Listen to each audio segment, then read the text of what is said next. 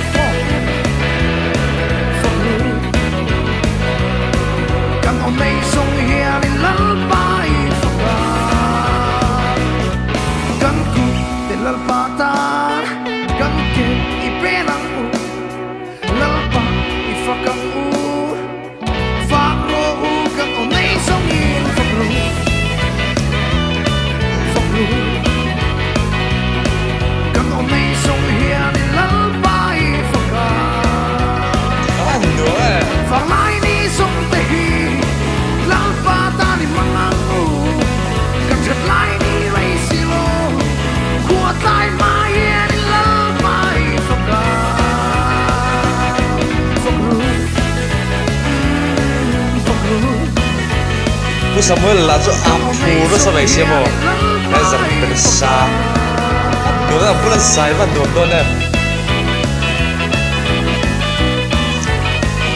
พูดเทียมแล้วsao vậy xemฮู้ฮู้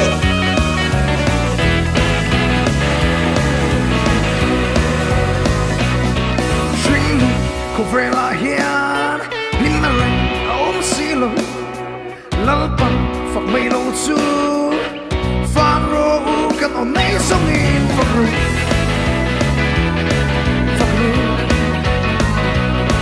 kan on nei song hian lalpai fakka kan ku de lalpata kan ke pelang lalpa fakka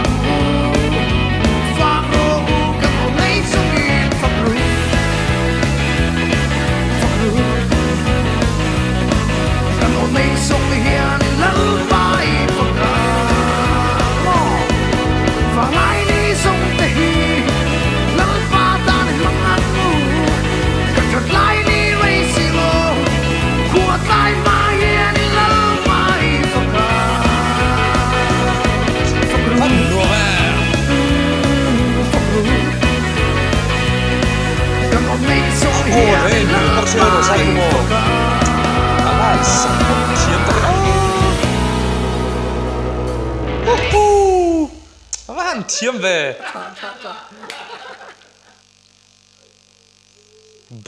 Bondutuk laro sanga. Adang poram ti zelang tio. Kawan pur em.